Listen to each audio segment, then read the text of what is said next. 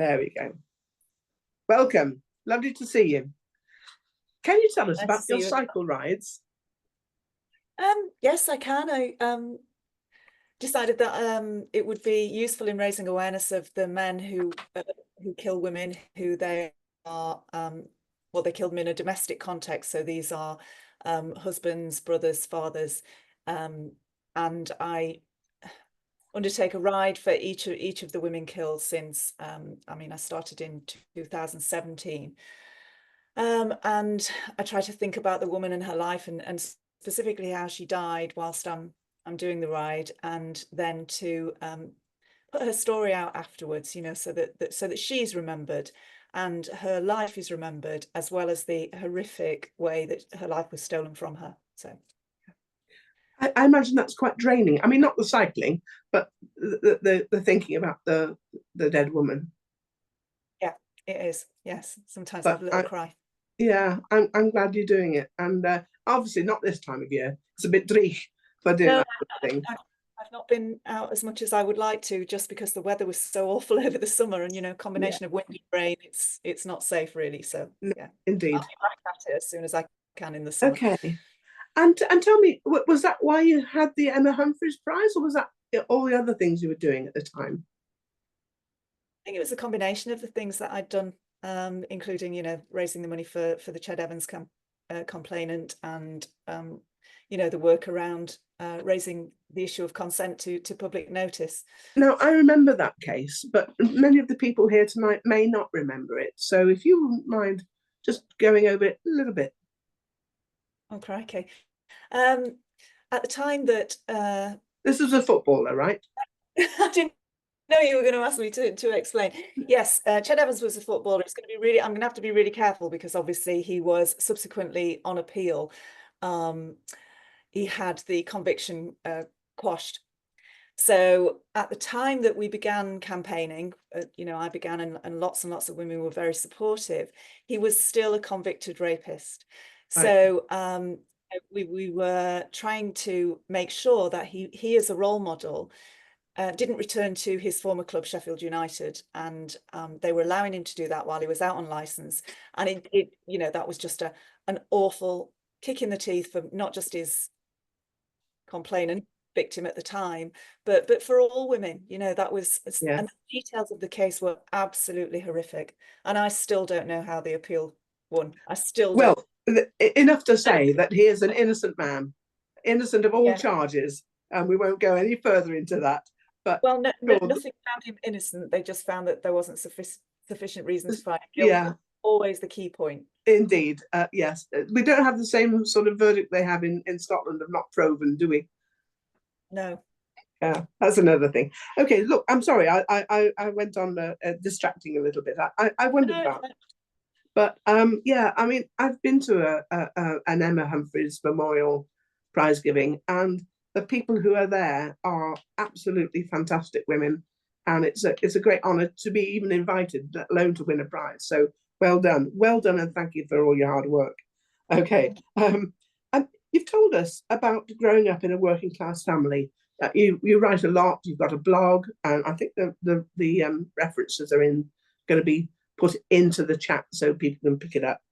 Can you tell us about how it feels to you to see so few MPs nowadays are from genuinely working class backgrounds? um, it's not an ambition that, I mean, you know, my father was very political. He was a shop steward, and so politics were very important to us in our family. Growing up, he the amount of times that he brought everyone out on strike, you know, we were kind of, oh God, we're not going to eat again for a while. So you know, it was a very political household.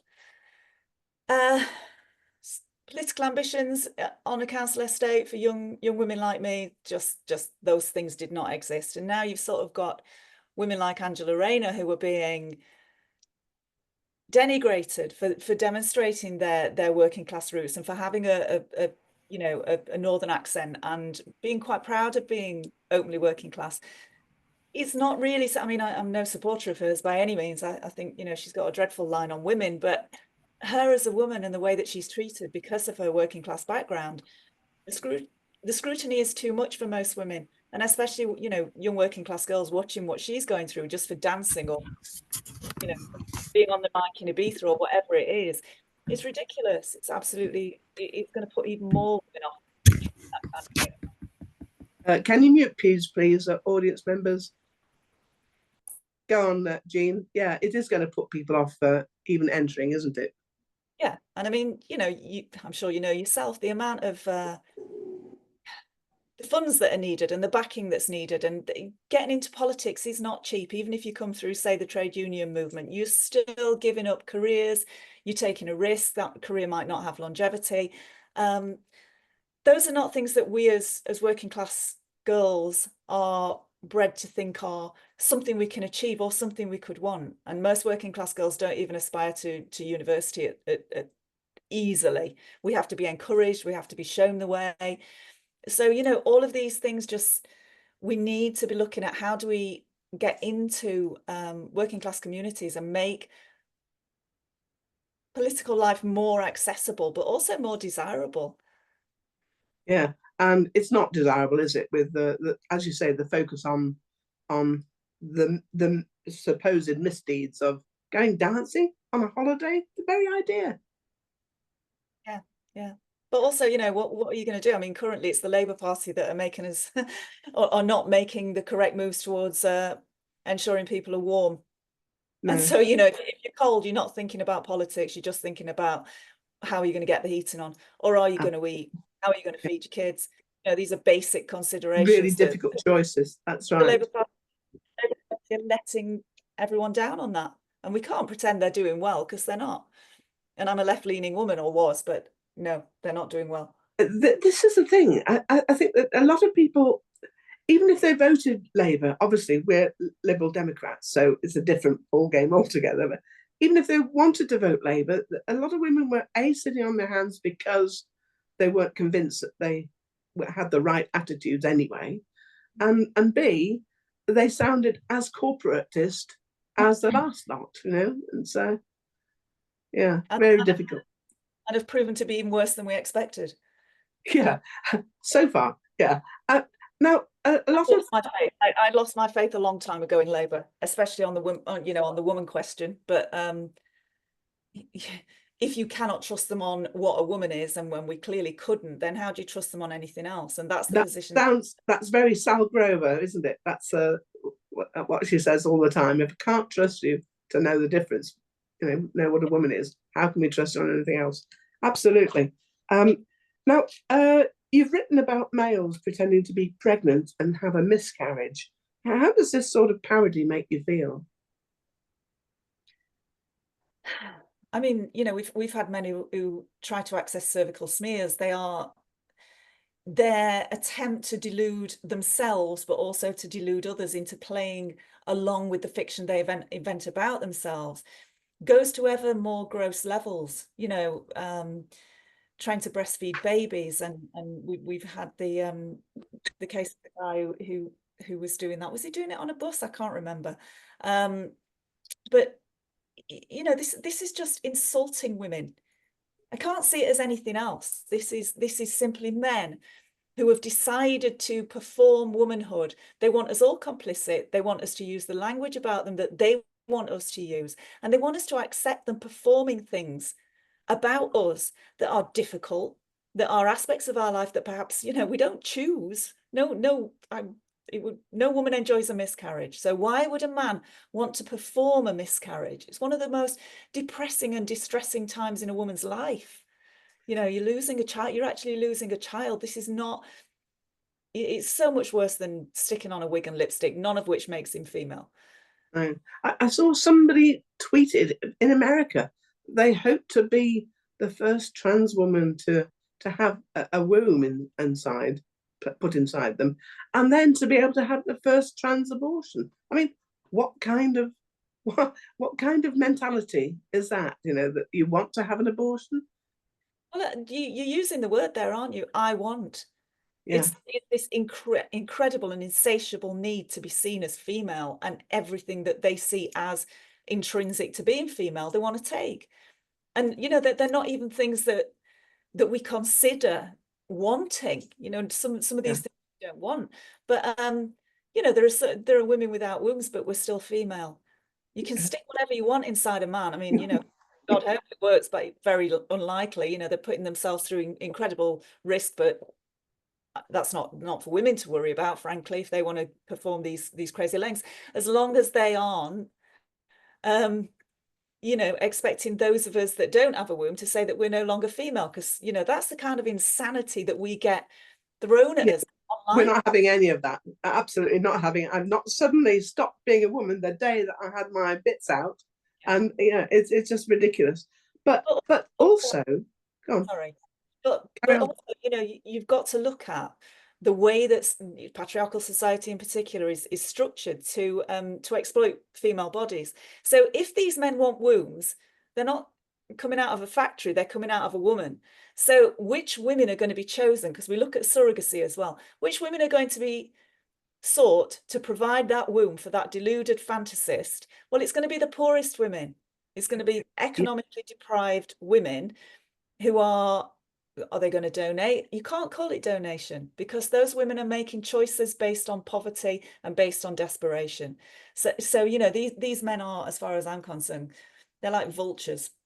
They're exploiting, aren't they? Everything we have, they want. Yeah. And obviously also women from developing countries who don't have many other options are people who are going to be in the frame for this. Yeah, it's really difficult. One of your articles on the election period earlier this year, and you wrote quite a lot about the election, I have to say. I enjoyed it, but looking back on it, I think, what madness was that? But I can recommend all your articles in the Critic, certainly this year and some in the previous years that I've read. You're talking about the difficulty for left-leaning women of choosing which candidate to vote for. You mentioned this a little bit earlier. But you were disparaging about the various manifestos, the Labour manifesto, and also the Lib Democrat offer. This was in the Critic. It's our party, and we'll cry if we want to. I absolutely love the titles you give to these articles, including the response of a mayoral candidate somewhere in your area. Do you want to tell us a little bit about this? Oh God, do you know what? I can't remember what she said now. I think it was something rather rude.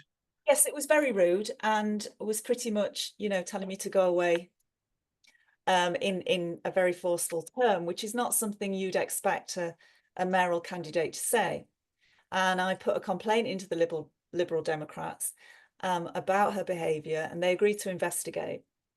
And then I was asked to provide the tweets that she'd sent to me before she blocked me, etc. And I did, and I thought surely they will at least go through a disciplinary process with this woman, because it was really quite grim.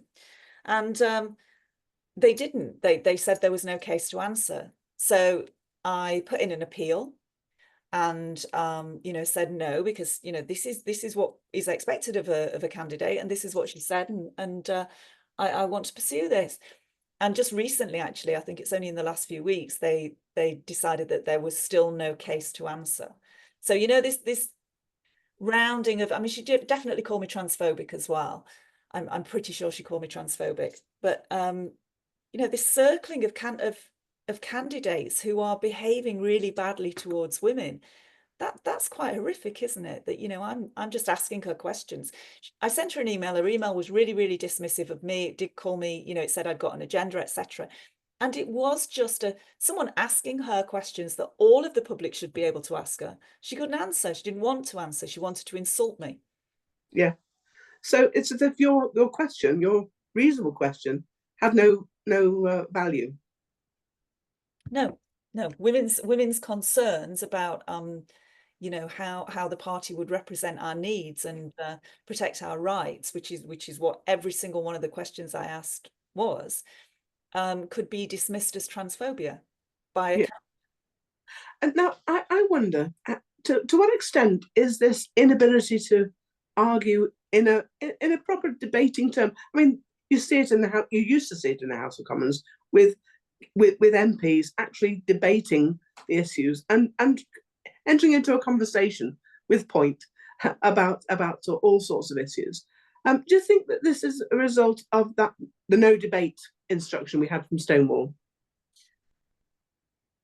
I think Yeah, I think nearly every party has run with the no debate line, and the reason is they can't debate. It's not no debate, it's can't debate. Because there is no debate around whether someone can change sex. They can't. There's not a single example in the whole of everywhere and everything. There is not a single example. So when you bring them back to that and say, this does not happen. So what, you're bringing it then to, is language true? Is what this person's saying about themselves true? Is the law useful in this instance? And to my mind, it really isn't anymore. I think we have to get rid of the Gender Recognition Act. I think we've gone so far now that that's got to go. So that's why they would prefer no debate, because there is no debate, but not because of the reasons they say. Okay. What you're saying is, when you've got truth on one side and falsity on the other, how can you debate with falsity? Yeah, I get that. And another thing, I think women have to stop getting into that circle of pretending there is something we have to defend against. We've just got to say, no, that's a man, the end. Prove the otherwise, prove the opposite argument. Prove that's a woman. You can't, because it's not. It's just pointless getting into, well, there's a bit of science here, or there's a bit of this here, or be kind, or any of that. It's all pointless. Yeah, be kind is like their trademark, isn't it? And we're not having it any longer. I think if there were one or two people back in 30, 40 years ago, you could be kind because they were unassuming and they were very modest and humble, in the way that they just seem to be accepting. But that's not the way of the modern activists, is it? Well, it's not, but also, some women still weren't comfortable then. Yes, of course. It's like, if that man makes just one woman uncomfortable and not one woman doesn't want to play along with that, It's one too many. then his act of invading a woman's privacy is too much. So, whether they were quietly slipping under the radar or not, they weren't, by the way, because somebody knew they were men and somebody was unhappy with that man pretending. They just didn't say. And that's what we need to get to now. Women have begun to say. And we have been up until quite recently, quite quiet and, in some cases, scared really of being belted by a great big person who's a lot taller than a lot of women. I get that. But what do you think it is that's making women speak out? Is it the fact that we are speaking out generally? Do you think that we're in speaking out, we're giving license to women that they don't have to be quiet anymore? Well, I think that's how it's gained the traction that it has, that more women speak out, and more women of a variety of different politics are gathering together to say, what, I don't care what you think about something else. What you care about, this is important. And that's opened up the doors to a lot of different people coming together to say, we're not having this. Because, we were mainly just left-wing women in the early days of this, and it was difficult to be heard. But we were actually unaware of how deeply embedded things were becoming. So we were like laughing and saying, this is not right. Shouldn't be happening. 2012, 13, whatever. Very few people were on side with us. We were going, whoa, wait a minute, this is happening over here. Meanwhile, the trans activists were putting things in at policy level that we didn't even see. So by the time it came to, the big groups starting to turn up around 2018, we'd already been shut down by other women. We'd been shouted at and called names, and turf had been used for years. But I remember particularly the phrase was "die in a fire." Hashtag "die in a fire" was so common in 13, 14, 15, death threats, rape threats, etc. But not many people saw them because we were seen as these bad and naughty women. And then Twitter began shutting us down, and we drew that language back, the language of "that's a man and look at his bits," we drew it in. And so it then had to gain the notoriety it did through the groups that organized against the reform of the Gender Recognition Act. And then women have got on board, and they've come on board through a variety of channels, you know. Yeah, yeah. There've been like a flowering really of different groups. It's been wonderful to behold, really, isn't it? Yeah, it's fantastic. Absolutely fantastic. It's great. Now, Great to see everybody. there's a certain air about the place of freedom of speech and women wanting to speak and not putting up with being told they can't. But you write and you speak in a very frank and honest style. How do you think your freedom of speech and writing will be curtailed by, there's been a recent ruling by Ipso in the case of the Spectator, where Gareth Roberts wrote an article about Nicola Sturgeon. I think it's in the links. And when he talked about Juno, James Dawson being a man, how do you think that's going to affect you? Well, I've had a really lovely day in that respect, because I asked my editor, knowing that I was going to speak to you tonight, I thought, do you know what, I need to know, because they've always been, I love the critic, and especially, my editor, Ben, who has always said, right, in the way that you want to express that, that's fine. So if I want to say man pretending to be a woman, or just man, or I don't have to use the couch terms like trans identifying, or trans, well, I definitely would never use trans woman, but they have allowed me to write the truth in language that represents the truth, and I've always been really Wow. so I got really panicky at that judgment the other day, and rightly so. I mean, it's a disgusting thing to commit journalists to. So I asked the question, what will happen now as a result of that judgment?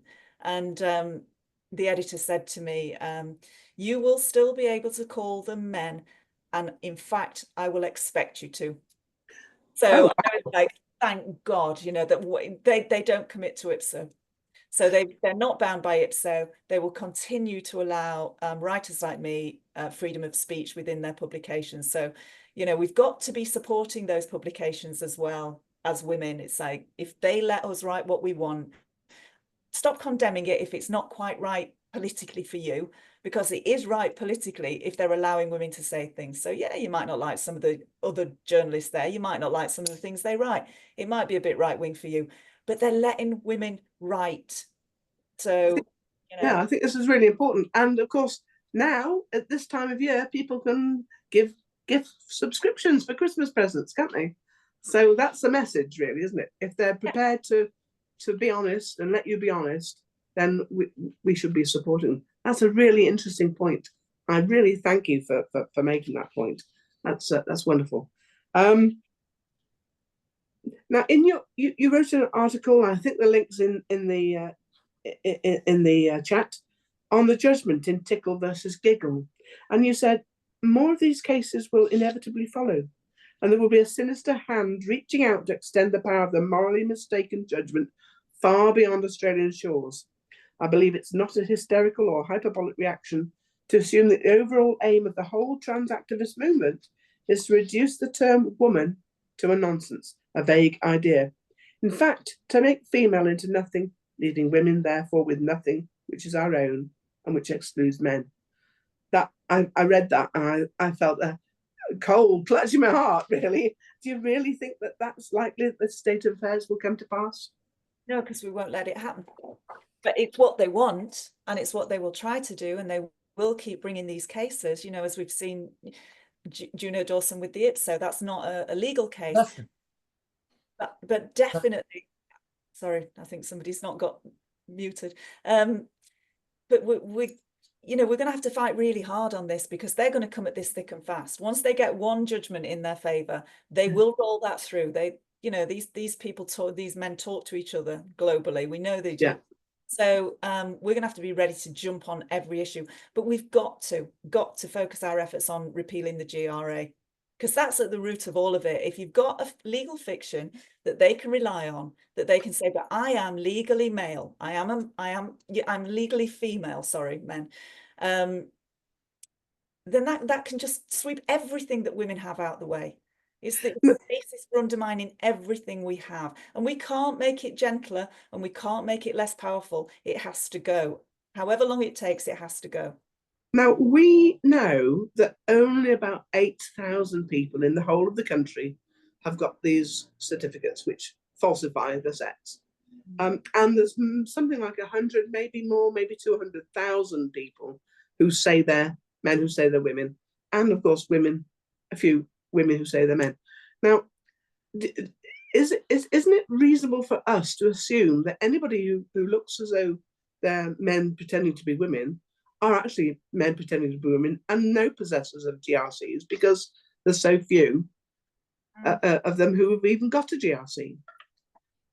And we're not allowed to ask for it anyway, are we? No one's. I don't know. I read You're not allowed something. to scrutinize it, and also, who knows who's got one or why? And it wasn't meant to have that. You know, who should have stopped the GRA at the point that it was being mentioned and floated as a possibility? Because I wasn't around, so who was?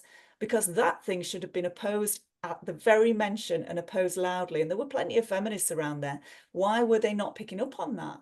Because it's been extended through into the Equality Act, so that the protections that were there for women are pointless, because the even just the process of beginning to work towards a GRC is now enough to protect you in the Equality Act under the character, you know, the Gender Reassignment Act. Yes. You're not going through gender reassignment, even if you're not, and so it's all an absolute nonsense. And you know, somebody should have been doing something in 2004. Yeah, I think the when you read the transcripts of the Hansard, the transcripts of the debates in Parliament, in the House of Lords and the House of Commons, there were people who were valiantly trying to row back.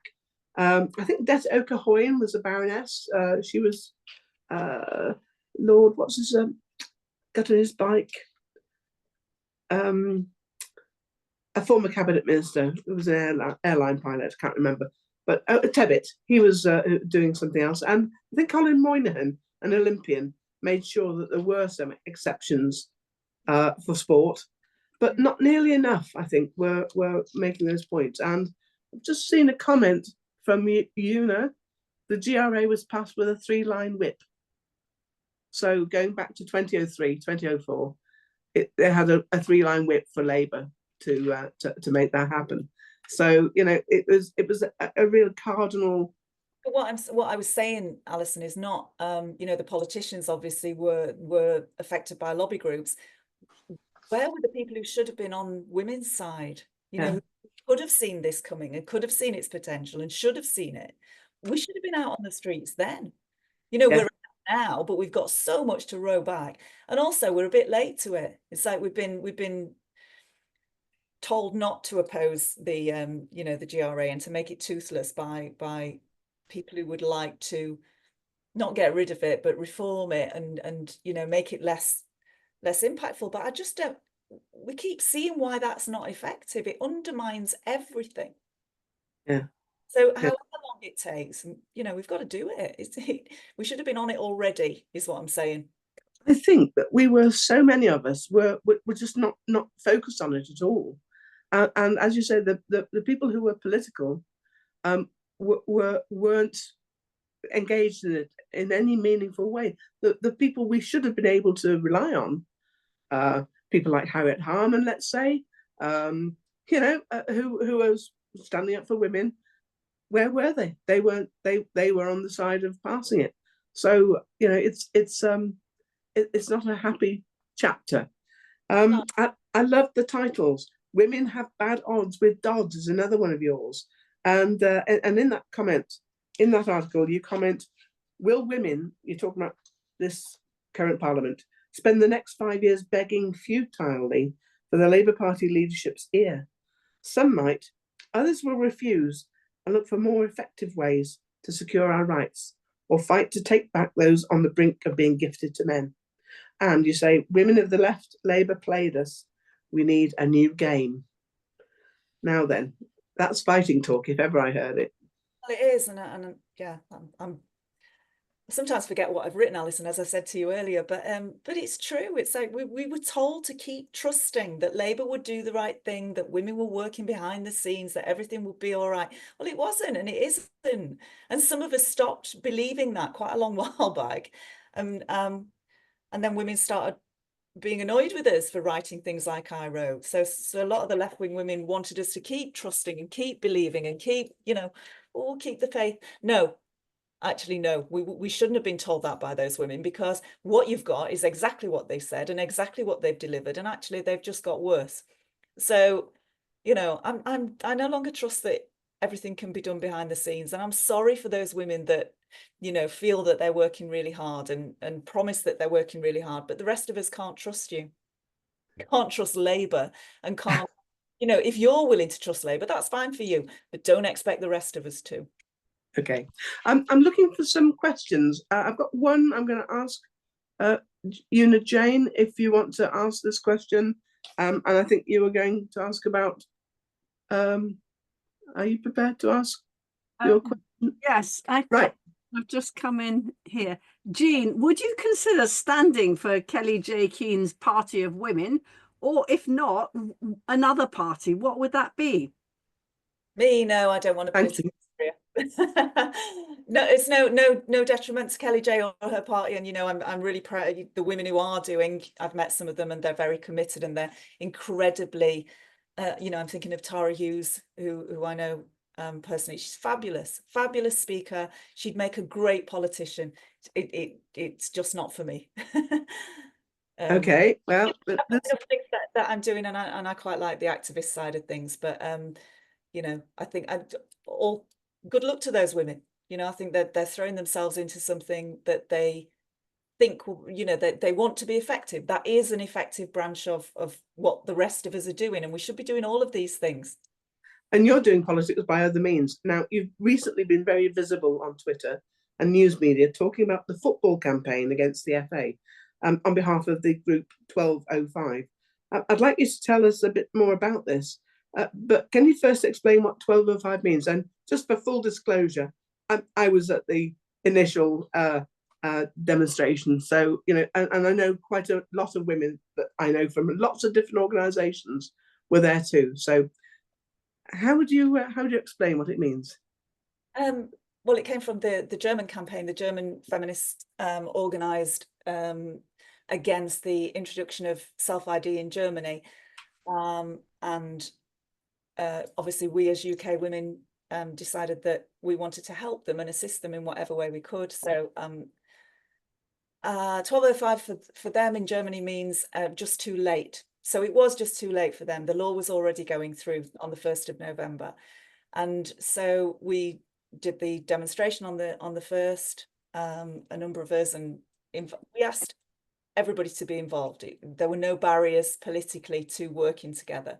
And that was the key principle that it was organised on. So that was great. The turnout was phenomenal. It was such a good day, wasn't it? If you were there. Yeah. And that's something that we thought, well, we've got women now who are working together, so why don't we keep this group of absolutely brilliant women, yourself included, Alison, just going and see where we can go and see what we can do. Because it isn't too late here. We have still got the opportunity to get loud, get on the streets, turn up where we're needed, and just try and do something different. Okay, and so what's the different thing that you're doing? Well, at the moment, different things all the time, but currently we're focusing on the FA and football and saving women's sports more widely than that. So we're objecting this week to both the FA and their horrific treatment of a 17-year-old female footballer who spotted a man on the pitch in the opposition team and asked him, "Are you a man?" And she was banned for 6 matches for doing so. So we are doing a variety of actions around the country. We went to Wembley, we went to Sheffield United ground where the Lionesses were playing, and we, took banners inside and had a protest outside. So, we're not stuck to one particular type of activism at the moment. We're just coming up with what we feel will be effective. We're trying to put pressure on them. I think, our group see ourselves as the ones that will reach the public and get the outrage going and get the public to see how outrageous that behaviour is, and what the FA are doing to young girls in football right now is horrible. I've got some horrific stories being sent to me about the things that they're being made to put up with and the things that are being said to them by these men pretending to be women on their own pitch, and they're being disciplined if they object to it. What kind of things? It's strong language. Mm, I'll take the language down. But basically, one young woman was playing a male player who, in tackling her and in, you know, she was defending and he was attacking. He told her when they went down, in no, gosh, really bad language, but you smell of fish. What? Yeah. And so, you know, this is how we know that this is a man, because women don't say that to each other.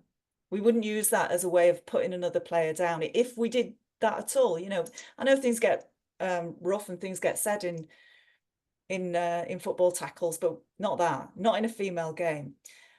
And so, you know, luckily she stood up to him a little bit. But another girl would be absolutely devastated to hear that. You know, this is the kind of misogyny they have to hear in classrooms and on corridors.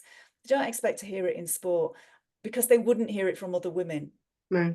Single sex sport is a place where girls can thrive. And if you put men there and they're saying those same misogynistic things in a sport where women should be thriving and doing something different, you know, It's gender non-conforming. We can't have that. We've got to stand up for those young women, and they can't, because the FA smashes into them, puts them on disciplinary panels and interrogates them for 3 hours and makes them say men are women in order to carry on playing. And this is the thing, that for some of these young women, it's their life. It's what they do every weekend, and, you know, training in the week. They live for their football. And the men are not only taking their places, but they're doing these horrifically misogynist things to them in their own sport at the time that they're playing it. When they should be able to just play freely. Yeah. So, you know, the older women like us who don't have as much fear, who don't have as much to lose, we've got to stand up for these women. They're not able to do it for themselves yet. Yeah. Hopefully they will be. I really, really hope that, you know, still hoping that the Lionesses, at least just one of them, breaks rank and says, actually, yeah. Are there any of the ex England team who no longer playing? No. None of them, not even the ones who are no longer playing? No, none. In fact, some of them have been vociferously the other way. They are saying that, you know, this is transphobic activism. We shouldn't be saying these things. I can't remember which one said it. It was a couple of weeks ago now. One of the ex-Lionesses said it, and I mean, luckily got quite a hefty ratio on X for doing so. But the bravery's not there, and it could be amongst the ex-Lionesses, and it could be amongst the ones who are end of career. They could easily, couldn't they? Again, it would be far easier and far more effective if some of the big men came out and did it. You know, Ian Wright or Gary Lineker or any of these men, they could easily do it. They're loaded. They're at the end of their career. They've got brilliant, you know, they could turn this. They've just got to be as brave as J.K. Rowling was. They and don't it do turn the whole thing like that. So, you know, our job as a group is to keep putting the pressure on. That's how we see it. That is our job. And maybe we can encourage the dads, you know, the fathers of the girls who are going to play every weekend, you know, that they can stand up to the FA, because men usually are more forthright than the women. They'll bang on the desk and they'll say this and that, and they'll have no. You say that, Alison, but that's what I'm getting, is there's still fear, because that's who is contacting me overwhelmingly. I mean, I had a brilliant woman, mother of one of the girls, contacting me too, and I've put her story out there. But overwhelmingly, my inbox is the fathers, and many of the fathers are also involved in the teams at grassroots level, particularly. And they daren't speak up because they know their daughters will be punished. So I've got to strip all details out of the stories I'm telling, because they, you know, they can't do it either, which is why we've got to. And they're trusting me, and they're trusting, you know, me in the videos, but us as a group. to keep raising this issue. It's just my face out there. There's a whole load of us. Hundreds of them, yeah. Yeah, no, but the 1205 team is incredibly strong. We've got some very, very talented and creative women working in all all levels, and we must be quite terrifying because we can pull things together really fast. And the worst of it is, not the, or the best of it maybe, a lot of the time you see tweets and comments by the other side saying how we're funded by rich Americans, and the people with deep pockets who are funding all of this. And it's not deep pockets, it's women with pin money, as it used to be called. It's just doing this with our spare money. Don't need anything. That's what we've committed to as a group, is beyond a few leaflets and what have you, that we're kind of we're chucking our own money in. We don't want donations. We're going to be one of the only groups that's ever existed so far that says we don't want your money. We just want your energy, and we just want your boots on the street when we ask you to. We want you to work for free, just getting yourself out there. We don't want your money. We don't want we don't want fundraisers or we don't want anything. We don't want to sell you anything either. There's no t-shirts, no badges, no nothing. We just want you to commit to being with us and helping us to raise public awareness. Like at the Stop Stimulus Gazette's demonstration. And the number of women who just turned out on a weekday, on a Friday at lunchtime, just to say this, and the number of people going past who parked the horn and offered their support. Have you had the same response when you've been outside the football stadium? Yeah, absolutely. Even outside the Sheffield United ground for the Lionesses match, there was a particularly nice moment when a mum came with her daughter and she said, "Can I have a picture with my daughter in front of your banners? I agree with all of this." And they stood there with their arms around each other, and so proud that we were there to show her her young footballing daughter that this was not going to be allowed to stand, and that women like us were standing up for her. And we get rid of loads of we're not massive leafleters, but people wanted to know who we are and what we were doing. There's some misunderstanding sometimes that they think it's just a general women's rights anti-men type message, and then they have a word and they realize that the men we're talking about are pretending to be women. It's not just men in women's sports, which doesn't make they don't really understand what we're saying. They're thinking coaches or referees. And so then we say, no, actual men, they're just saying they're women and playing, and then they are horrified. Yeah, so the overwhelming majority are on side. Yeah, I think that's true of a lot of people. Even the ones who think that there might be a smidgen of a point of letting men pretend that they're women, they get it about sports. Yeah. They say, "Oh yeah, that's not right. That's not right." I mean, the other bits, yeah, but that's not right. And they get that it's not fair. It's not fair competition. It's not safe competition. And those two aspects, the safety and the fair competition, are precisely the reasons why the Equality Act and actually the original GRA said that they should be excluded, even if they had a GRC, whatever they said they were. You should still be able to exclude them. But it was permissive. It wasn't compulsory. But then why are they choosing not to? Because they are able to. So bodies like the FA are deliberately choosing to not use the provision. And I mean, that this happens throughout single-sex services as well, that the providers choose not to do the right thing.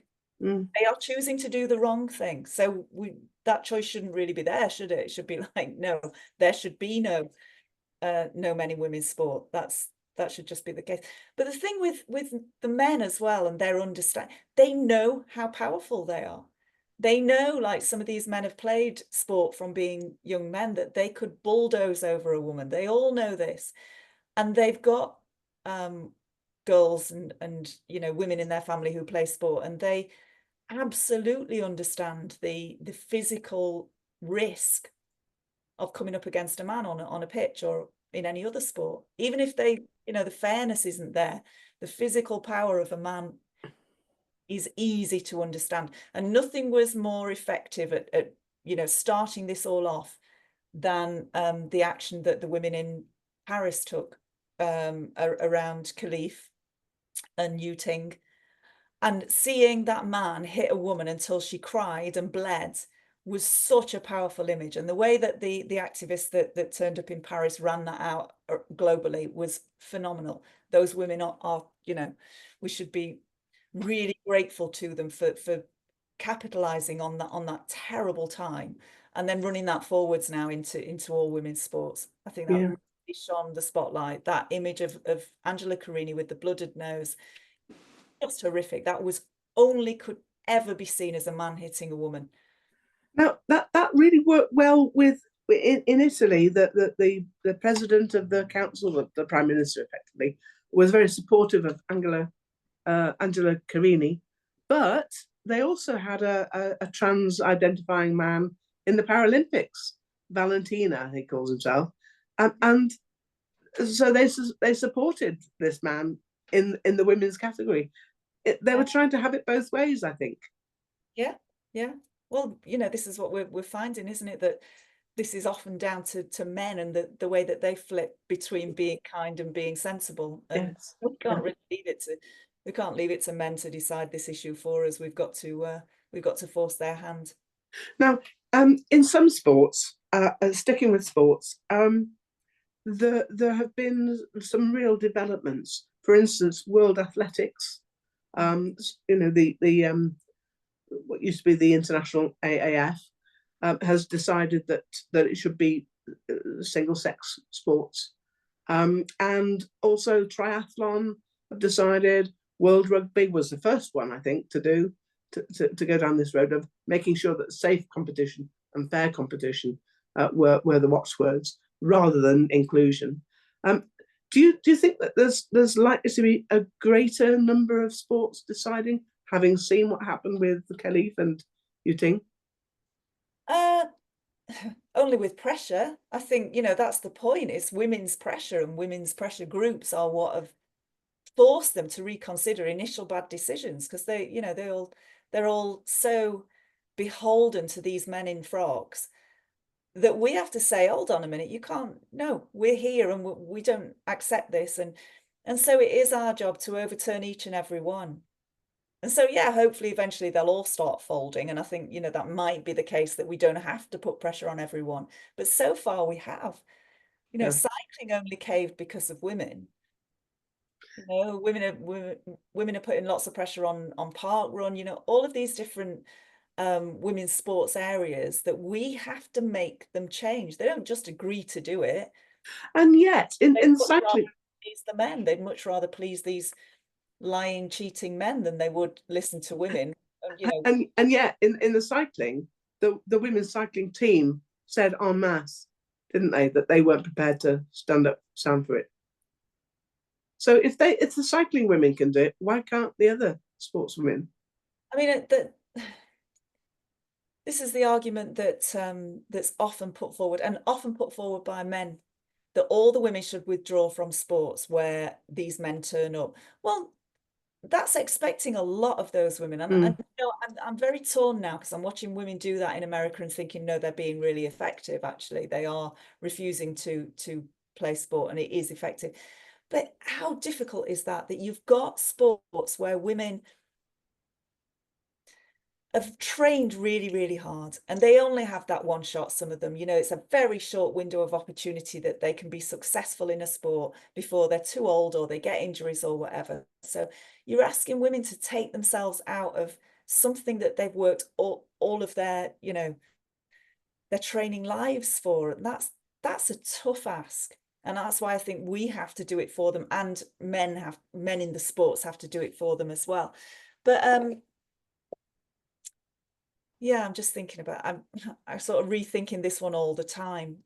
I think you've got to, because it's a dynamic issue, isn't it? Jane wanted to ask a question. Have you considered getting male players organised to play on women's teams when an opposition team has a male player, so they don't play women?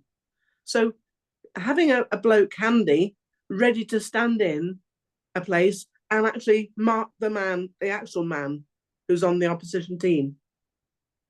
I don't. How would that work?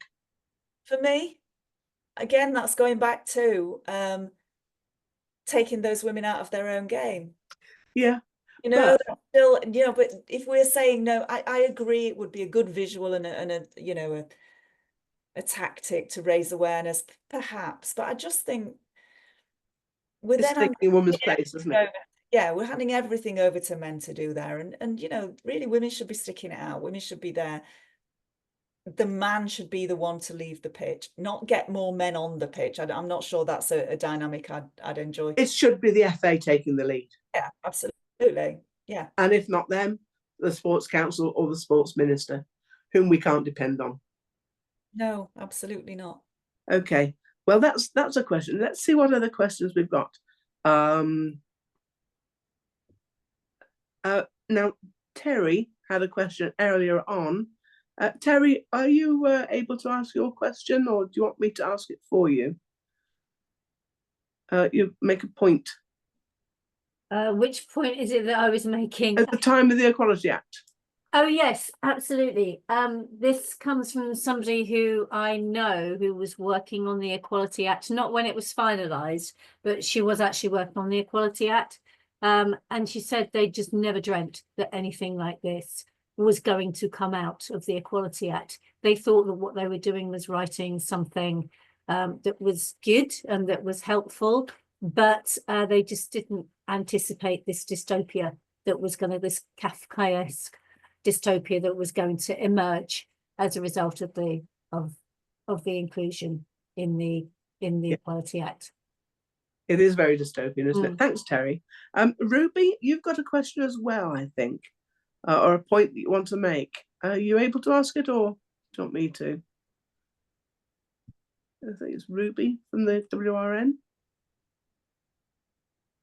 I'll ask it then, I think, if you're not able to. It says she thinks 1205 is very much in the suffragette tradition. I've long wanted some form of street protest, not just Twitter and angry emails. Let women speak, it's great, but whoa, lost that. Oh, I've lost. Yeah, let women speak, but not focus. Go on. Hello, I couldn't find my own square to unmute it. Yeah, I mean, I also was at the German thing, and I was so impressed with the way you kind of threw that together so fast, and it was so effective. And I felt absolutely exultant, you know, because this is what I want to do. You know, I want to be out there on the street, waving banners and placards and shouting, because I do think, I mean, that is the good old working class grassroots way, is out on the street, you know. And I was thinking, you know, and then when you followed it on and you've been so effective with the sports things, which I've been unable to go to, and I can't go tomorrow, which breaks my heart. I would love to go to the BBC. But it did strike me that it's very much, it is what the suffragettes did. They went out there, you know, and they screamed and shouted and chained themselves to the railings and all that stuff.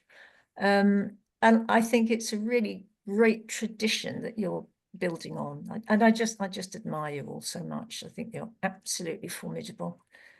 A real game changer. Thanks, Ruby, for that point. What have you got to say to that then, Jean?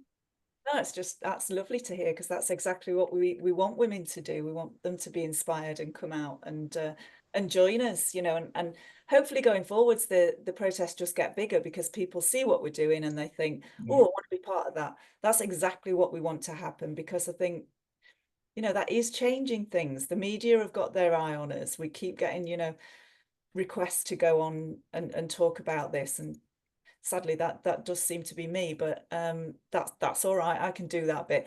And I feel kind of guilty because there are so many talented women, you know, doing the designing of the website and the designing of leaflets and cards, and, you know, the woman pulling all the strings together to make sure it all happens. All of this is happening behind just the, you know, the face on the media. So it is a great thing that we're doing, and it's so much fun when we get down there as well. We are all buzzing by the end of an action.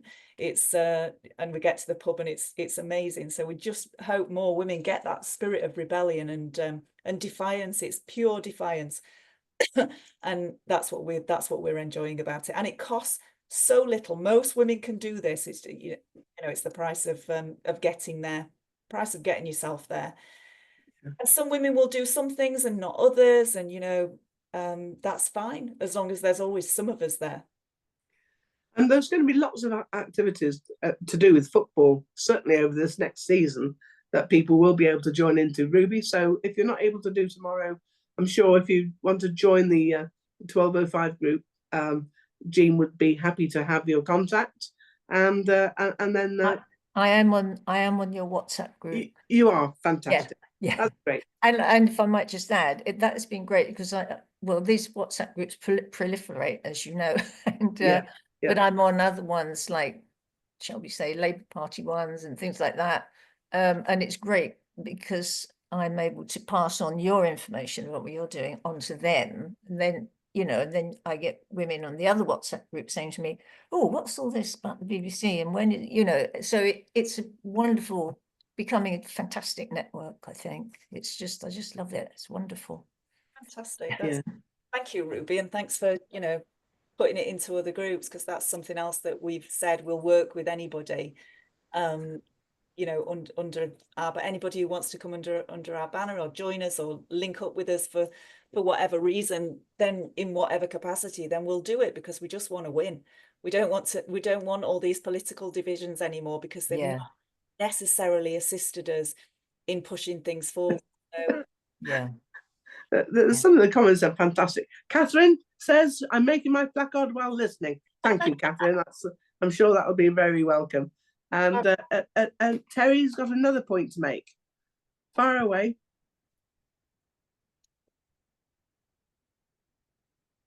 Maybe making a point. Sorry, I've written so many things. Sorry. Basically, I think it would be great to just make a point of the fact that there are so many people, not just women, but men as well, who are behind this, so that we can replace that, destroy that myth that most people are accepting of the misplaced idea that men can compete against women or even be women. I think that there is this real myth that everybody is accepting, and there certainly is within the Lib Dem party, that we all accept it and we're all happy about it. The more I think we all say, actually, no, that's not true, we really aren't happy about it, the stronger the point will be. Yeah. Now, you made another point. Why is it? One might ask, why would men want to do this, you asked? Yeah, why would they want to why would they want to compete against? I mean, I kind of get the idea that they want to compete to win, but why would they want to, when they know that they will actually physically injure women? What kind of psyche do they have that they feel that's absolutely okay? Are you asking me? I'm asking anybody who was. I find it extraordinary. For me, it's pure woman hating. I think that's the root of the whole trans activist push. It is rooted in a hatred of women. They hate us so much that they know that if they can just pretend to be us, they strip us of whatever we actually are and everything we have. I very strongly believe that there's a hatred, whether they acknowledge that that's hatred or not. That's what it is. And so, that's the psyche. I am envious of these women. I don't like that they have rights. I don't like that they have power, and I don't like that they have space. Let's take it. And I really think that's what this is. Regarding, sport and wanting to play sport, is validation as well for lots of these men. That it is, it is fetishistic. They are performing women, and that does make them happy. Why it makes them happy, I'm not really interested in. They shouldn't be allowed to do it. Thank you. We need to write all of that down. I'm sure you've written it all down, Jean, but we need to write that down for just brilliant words. Brilliant words. Thank you. Excellent. Thanks, Terry. We've got various other comments in the chat about them being deluded, entitled, trespassing where they're not permitted to go. And I think that's thanks, Phil. I think that's a really valuable point. that people like to be able to break boundaries, and this is a permitted method of transgressing women's boundaries because the government obviously say you can do it. Well, I think that's the aim of the group, is to break them back, you know, and say, you know, you're making us have these boundaries that we have to accept. Well, we're not having those either, so we're going to turn up and shove your boundaries back in your face. Thank you, mate. And, Right. and that's what that, you know, that's the aim, really, is just to stand up to it really strongly. And can I just say as well, Alison, that it's not just going to be sport. We've got sport as a focus right now, but we're not confining ourselves to just these kind of actions. We're going to do everything everywhere, and that's why we started to branch out into you know, more northern actions. We've got a Scottish protest involved as well tomorrow, and you know, we can't just have everything down in London, because not everything happens there. There are things happening all over the country that we need to happen. So women who aren't you know, just based around London and the South will be able to get involved, and we can set things up all over the place. So tell us what happened about the Sports Personality of the Year event, because something odd happened, didn't it? You mean the basis for our objection? No, about the tickets. Oh, we don't really know what happened there, but they changed the timing of when they wanted people to arrive to a full hour earlier. So we just changed our protest to a full hour earlier, because we can do that. So, we have watches. We have watches. We have transport. That's like, I don't know what their notion of of us organising is, but we're fast. We can adapt. Yeah. You know, Yeah. you're not going to throw us off track just by bringing. So if it was that, I mean, nobody knows, but it's a very late stage to start saying. I think it was Saturday morning they said that they were changing it to an hour before. It's like, oh, okay, right, we'll just come an hour earlier then. Now, Terry's got another point. I won't call on you again, Terry. I'll just read this out. Maybe making a point that there's so many people behind this, and working on it would be helpful to destroy the myth that most people are accepting of this misplaced idea that men can compete against women or be women. So, you know, maybe in our publicity, your publicity, then you can make the point that there are so many women flocking to this, that to be behind this. You've only got to look under the comments under the videos that I post, and the post that we make from 1205 as well. It's overwhelmingly positive, and it's a variety of people. It's not just, you know, one section of society. There's loads of people getting involved, and we've opened this up to men to attend things as well, which, you know, I'm perhaps the one that would have kicked against that the most once and said, oh God, no, let's keep it women only. And the men who've turned up are wonderful. They are so supportive, and they stand in the background. They don't, as long as men don't try to push themselves forward, and they'll never be involved in the organising or the, you know, the leading sort of roles. But the men who have turned up at the protest have been absolutely great, and so they're more than welcome, as long as, you know, they know that they are in supporting roles. Got a comment here from Alex. That's also one of the things we're trying to do. Alex, do you want to comment, or shall I just read this out for you? I think I'm to read it out. No, you read it out, Alison, I think. Okay. We're trying to be very visible and show people the resistance is everywhere.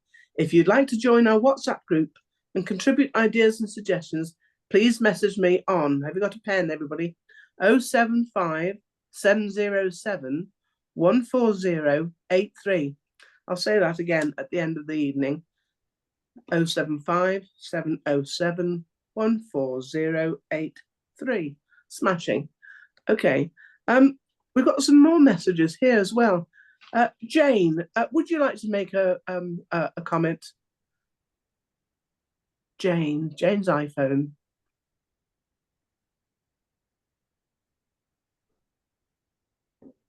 Hi. Okay, fire yeah, away. it was just a comment, not a question. So, yeah, I think so much of the TRA stuff just comes back to porn and all the misogyny and stuff. It's like exploded at the same time as like smartphones and porn. It just too much of a coincidence, like the timing for it not to be linked. That's all. Yeah, yeah.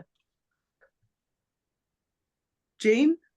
Yeah, well, there are different women that have done various bits of research into some of the darker stuff online around this, and we can't even expose that because it's so grim. You can't even show people that that's where it's coming from, because it is, the grimmest of men performing women in these, porn situations is just horrific. And some, oh God, yeah, I remember years ago looking at it and being absolutely horrified. There was a woman who did some work around it, and it was just horrible. I think it was Leah Keith. I'm pretty sure it was Leah Keith who And I think Dr. M did some as well. She did that hard work, so we didn't have to. Yeah, I think it was this 2016 that Leah Keith presented some of it. Right. And it was shocking, like really shocking stuff. But that's not stuff we can bring to public attention. We can't say, look at what they're doing, and I'd be like, oh my God, people be washing their eyeballs.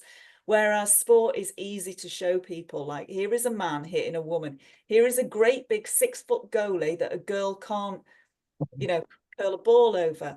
Those are visual images of unfairness. Yeah, and the same with the boxing. It was such a disgusting visual, and I couldn't bring myself to watch it, but to see the still pictures of what was going on. The idea that that could be acceptable to any authority just blows my mind. I watched every one, and as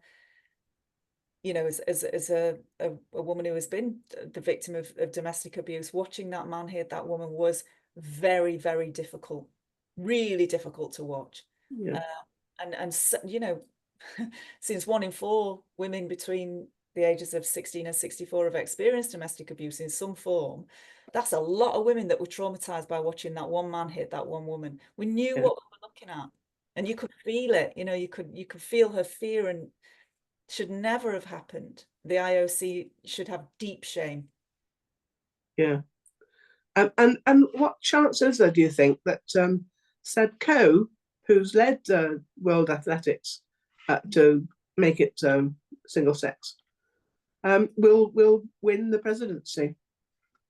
Well, I hope he seems to be making the right noises, doesn't he? And seems to be very supportive of women. So hopefully, yes, he'll gain the presidency, and he'll start to be on the side of women in this. I think it's shown as he has from the World Athletics point of view, and he's got Indian ancestry. I saw on Twitter the other day. He went to India and he got some sponsorship from Tata, I think, and his mother's family, part of them, come from Indian roots as well. Right.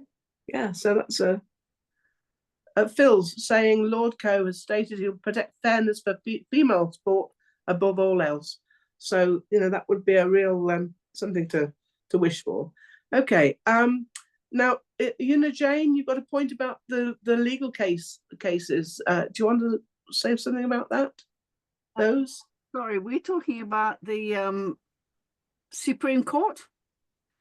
Well, I don't know what to think, because we have to wait until we get to next year, January, February, March, whenever it will be. And also, if Donald Trump follows through on his promises to immediately ban sex surgeries on children, and in American schools to prohibit the teaching that a child can change sex, well, that'd be, sorry, he uses the word gender. It would be fantastic, but we've had 4 years of Donald Trump already, and it wasn't particularly effective. So I'm optimistic, because I think anyone in the who is president of the US has enormous influence. But the problem in America is that they think that their president is some sort of a showman and not actually a politician. There are real differences here. Never mind, I have my fingers crossed for next year. Thank you. Thank you. I think that the main point is, anyway, that our Supreme Court is hearing this case about the meaning of sex, in the Equality Act, and the American Supreme Court is hearing a case of Scrametti, all about the right of Tennessee not to go along with this. And if I remember rightly, one of the leaders of the WDI, the Women's Declaration International in USA, Kara Dansky, was also instrumental in putting forward an amicus brief for the Scrametti case. So her 2 books, Abolition of Sex and The Reckoning, she's been a guest on Liberal Voice Women as well. She's been very influential in promoting the idea that the Democrats have been doing the wrong thing. So I think that's a case of reaching out from the WDI point of view as well. Thank you, Alison Wren. Can I say something on that, Alison? Yeah, go on. If you're not looking at what Kara Dansky is doing and what she's saying, please do, because she is an absolute dynamo, and I could not be more impressed than when I'm listening to Kara. So please, follow her. And she spoke in a space the other day, and my jaw was hitting the floor, because she sees so many different angles to what needs to be done beyond what Donald Trump's declarations are. Yeah. And she's phenomenal, absolutely phenomenal. Yeah, she is amazing, and as I say, she's a real typhoon of activity. And there are lots of other women, but it's always great to hear women who speak fearlessly and frankly. And you yourself are another sort of person like that. Alison Wren, do you want to tell us what you want to tell us when you're piquing people? It was literally just a comment, because there is so much dark stuff here, so much awful, awful sexual, castrating children and links to kiddie porn, that you don't want to tell people that. But I think it is always worth telling people that there is stuff that, just even a picture of a phalloplasty, a stripped arm, or some man with a big dick and huge breasts, a pride parade, those kinds of things. People they just don't know. And they'd rather I didn't have to tell them, but sometimes it is worth having a couple of things in reserve, just in case people are wavering and saying, oh, they're just these poor helpless men, I think the trick, and I don't know that I've managed to do this, is to make sure you've got those in a separate area somewhere, so it doesn't get mixed up with showing your friends your pictures of your holidays and your grandchildren. How do you do that then, Alison? Oh, it's all in there together. I'm hopeless with If somebody can tell us how we do that, I wish you would. And yet, Kay Dansky is Kara's Twitter handle. Now then, let's see. Yeah, somebody's following.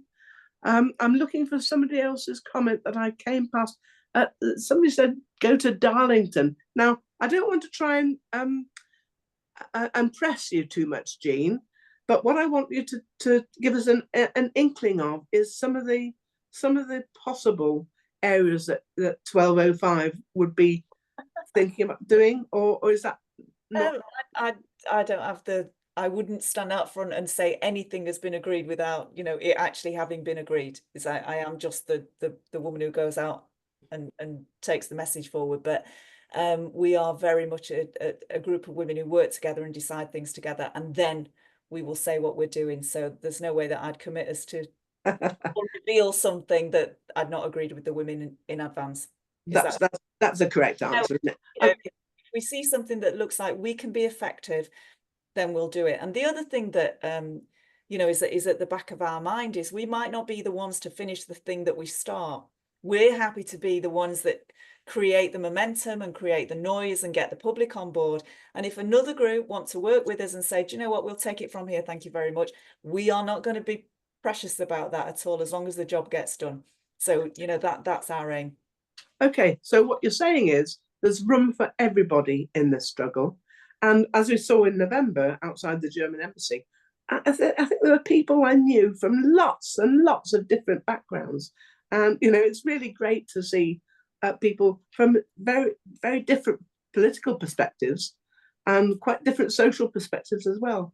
they were thronging to come together and make their voices heard there. So I think, you know, if this is a way that 1205 can garner the enthusiasm and the will of women to stand up and be counted, I think this is going to be a really really helpful thing.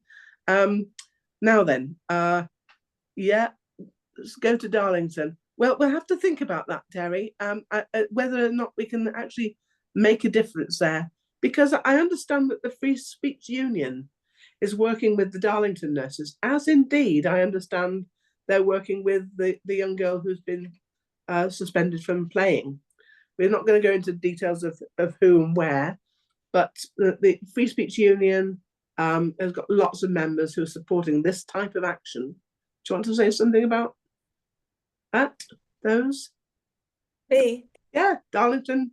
I can't really speak to either of those issues because they're not something that we're currently involved in, you know, and but that's it. If Free Speech Union are doing something with those issues, then we can, you know, we can look to support them. But I'm not going to commit to any of that. No. I'm only speaking here as me, and you know, that's not what I can't. Yeah, I beg your pardon. Christian Concern is backing the Darlington nurses because I think at least 2 of the women are Christian believers, and so, you know, it's entirely appropriate for that to happen. Okay, I'm just combing that back here now. Redux, you know, Jane is saying Redux is doing some of the dirty work on Twitter. So if you need actual embarrassing messages, Redux is somewhere you can go and get some. And Phil says some of my non-turfy friends are also pretty horrified at the Darlington nurses case. Well, shall I carry that back to the group? Yeah.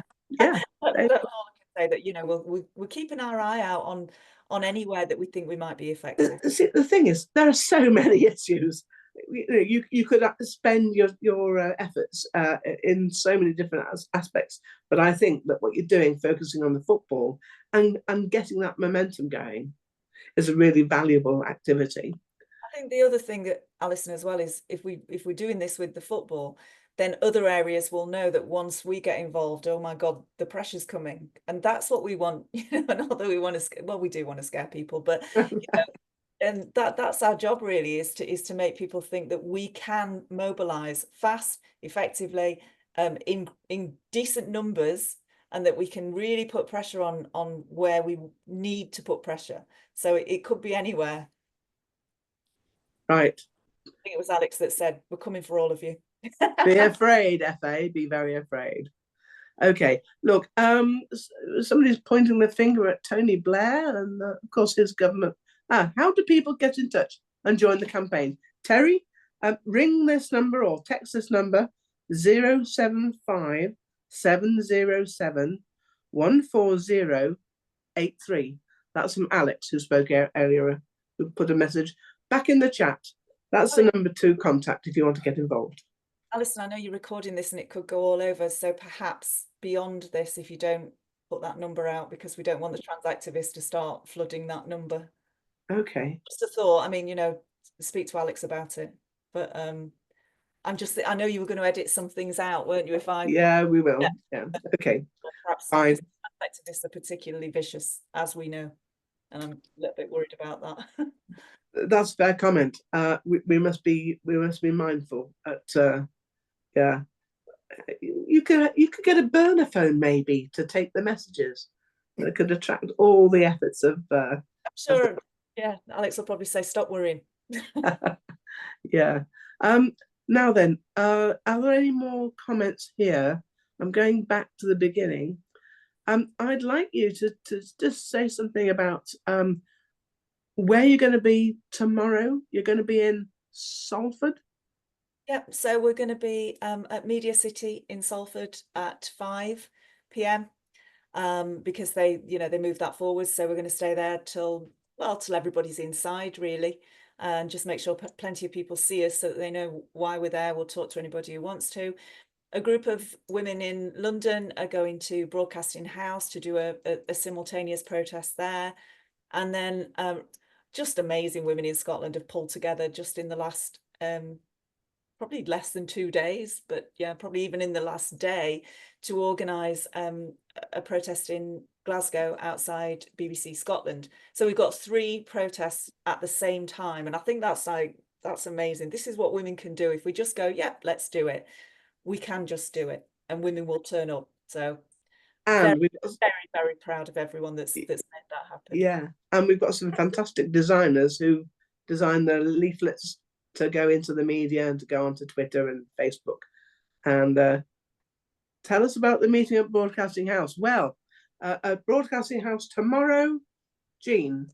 Yeah, 5 p.m. So just Portland Place. I think they're meeting just opposite that. It's very There's a church opposite the entrance to New Broadcasting House. So they're meeting there at 5 onwards, and then a little social afterwards. So pub afterwards, I imagine people will be going to, which is the fun bit where you get to celebrate what you've done. So yeah, that's the Broadcasting House one. So it'll be, we're not trying to upset people. We're just trying to let people know we're there. So the banners, the placards, homemade placards are fine. Just come along and be present if you can. Great, that's a great idea. Now then, I think we're probably close to finishing, because I know you've got a job to do later on. So we want to release you, if we can, fairly promptly. I'd like to say thank you to Rachel for managing the event for Liberal Voice for Women. We aim to put the talk up on our YouTube channel as soon as possible. I think we'll probably try and strip out that phone number.